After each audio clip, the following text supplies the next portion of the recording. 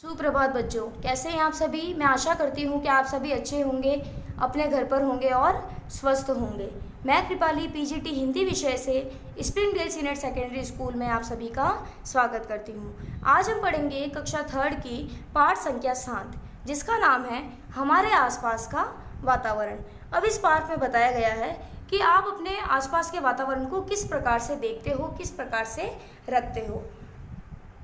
तो शुरू करते हैं हमारा ये पाठ, और आप पेज नंबर निकाल लीजिए 47। आज सानिया का जन्मदिन है। किसका जन्मदिन है? सानिया का। कितना अच्छा तोहफा है, तोहफा यानी कि उपहार। सब बच्चे अचानक शोर मचाना छोड़कर तोहफे के आसपास जुट गए। सानिया का जन्मदिन है और स्कूल में सानिया को एक तोहफा मिला है, और उस तोहफे को खोलने के लिए स्कूल कक्षा के जितने भी विद्यार्थी सभी एक साथ में उत्साहित हो रहे हैं कि हमें इस तोहफे को खोलना है। तो सब अचानक शोर मचाना छोड़कर तोहफे के आसपास जुट गए, तोहफा खोलने लगते हैं। यह कैसा अनोखा उपहार है? राधा ने पूछा। राधा क्या पूछती है कि यह कैसा अनोखा उपहार है? यह गगन का उपहार है। देखो, गगन वहाँ खड़ा है। किसी ने इशारा किया। अब बच्चे बोलते हैं कि यह गगन का उपहार है। गगन 6 महीने पहले ही स्कूल में आया है। वह अपने हर साथी के जन्मदिन पर एक पौधा उपहार में देता है। अब सानिया का जन्मदिन है तो गगन ने उपहार दिया है किसको? सानिया को। तो सुमित, सानिया, मोहन, अजय, मैरी सबके जन्मदिन पर उसने एक एक पौधा दिया था। अब गगन की क्या आदत थी कि वो जिसका भी जन्मदिन होता था उसको उसके जन्मदिन पर उसको एक पौधा उपहार में देता था। सबके पौधे में अब फूल आ रहे हैं, यानी कि सबके पौधे अब अच्छे अच्छे फूलों से उग रहे हैं। मिट्टी की उपजाऊ शक्ति को गगन जानता है। उसे फूल पौधों से बहुत प्यार है। उसके घर में अनेक पौधे हैं, वह रोज उसमें पानी देता है। उपजाऊ जमीन यानी कि जिसमें हम जमीन को उपजाऊ करके वहाँ पर फूल पौधों का निर्माण कर सकते हैं। गगन के माता पिता को सफाई बहुत पसंद है। उनके प्रयत्न से उनका मोहल्ला अब साफ सुथरा रहने लगा। प्रयत्न यानी गगन के माता पिता ने कोशिश की कि हम अपने आसपास के मोहल्ले की सफाई रखें। तो सभी एक साथ मिल गए और उन्होंने अपने आसपास की सफाई की। गगन भी साफ सफाई के लाभ अपने दोस्तों को बताना चाहता है। आज उसने अपने घर बच्चों की एक सभा बुलाई। लगभग 25 बच्चे आज उसके घर आए हैं। उस जन्मदिन उत्सव के बाद आज सब बच्चे मिल रहे हैं। इस सभा के मुखिया हैं गगन और सलोनी। सलोनी दूसरे मोहल्ले में रहती है। उसके आसपास रहने वाले बच्चे भी आज इस टोली के सदस्य बनने आए हैं। यानी गगन के घर पर एक सभा बुलाई गई है। किसको लेकर? स्वच्छ वातावरण यानी साफ सफाई को लेकर एक सभा बुलाई गई है। गगन ने कहा, हम प्रतिदिन अपने परिवार में देखते हैं कि मम्मी या बड़ी दीदी सुबह सुबह उठकर घर के अंदर और बाहर झाड़ू लगाकर साफ सफाई करती है। यदि एक दिन भी घर और बाहर साफ न रखा जाए तो मक्खी मच्छरों द्वारा बीमारी फैलने का खतरा पैदा हो जाता है। हमें भी साफ सफाई में, घर के आसपास के वातावरण को साफ रखने में अपने घर वालों का साथ देना चाहिए। गगन ने ये सभा बुलाई। गगन कहना चाहता है कि जिस प्रकार हमारे माता और हमारी बहन घर की साफ सफाई रखते हैं, घर का झाड़ू पोछा करते हैं और सभी वस्तुएं अपने सही जगह पर रखते हैं, पानी इकट्ठा नहीं होने देते, उसी प्रकार हमें भी अपने मोहल्ले की, हमें भी अपने घर की साफ सफाई रखनी चाहिए।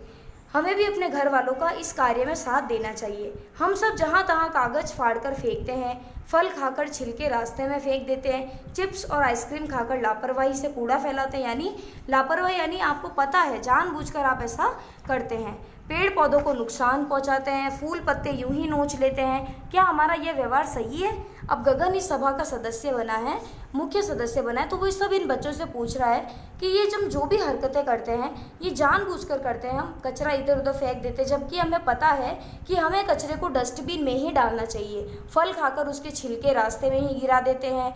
इसी प्रकार चिप्स और आइसक्रीम का कचरा भी हम सड़कों पर ही गिरा देते हैं या अपने घर में भी इधर उधर फैला देते हैं। तो इस प्रकार का कार्य हमें घर में नहीं करना है। ऐसी लापरवाही हमें नहीं करनी है। हमें भी अपने घर को साफ सुथरा, स्वच्छ, सुंदर रखना है, जिससे कि हमारे आसपास कीटाणु नहीं फैले, मच्छर मक्खियाँ आदि नहीं फैले। तो गगन ये सभी बच्चों से प्रश्न कर रहा है कि क्या हमारा यह व्यवहार सही है? क्या हमें ऐसा करना चाहिए? सलोनी ने बात को आगे बढ़ाते हुए कहा, प्लास्टिक की थैलियों का प्रयोग तो हम हर काम में करते हैं। ब्रेड भी प्लास्टिक की थैली में लाते हैं। ये थैलियाँ एवं प्लास्टिक की चीज़ें हमारी मिट्टी को खराब करती है। वह दिन दूर नहीं जब हम सुंदर पेड़ पौधे देखने के लिए तरसेंगे। हम सब इनका प्रयोग आज से बंद करेंगे। अब सलोनी बात को आगे बढ़ाते हुए कहती है कि हमें प्लास्टिक की पॉलीथीन का जितना हो सके कम से कम उपयोग करना चाहिए, क्योंकि यही प्लास्टिक की पॉलीथीन जिनमें हम सारा प्रकार का सामान लाते हैं और वो सामान का यूज़ करते हैं, हम उन प्लास्टिक के पॉलीथीन्स को ऐसे ही फेंक देते हैं। या तो उनको जानवर खा जाते हैं और जानवर के पेट में जब प्लास्टिक जाता है तो वो भी मर जाते हैं। और इसी प्रकार प्लास्टिक जो होता है वो भी हमारे ज़मीन को उपजाऊ बनाने में सहायता बहुत ही कम करता है। यानी कुल मिला के प्लास्टिक हमारे आसपास के वातावरण के लिए बहुत ही गंदा है। आज बच्चे बहुत जोश से भर गए। सानिया ने कहा, आज से हम सब माँ को घर का सामान या तो कपड़े के थैले में लाने के लिए कहेंगे या फिर जूट के। प्लास्टिक के थैले बंद। हाँ बंद, बिल्कुल बंद। मोहन और अजय ने अपने अपने स्कूल में कूड़ा न फैलने की जिम्मेदारी ली। सुमित और मैरी ने कहा कि वे अपनी पाठशाला में, घर में, मोहल्ले में जगह जगह कूड़ेदान रखवाएंगे और अपने आसपास के बच्चों को इस बारे में बताएंगे। हम भी, सभी बच्चे एक साथ बोल उठे।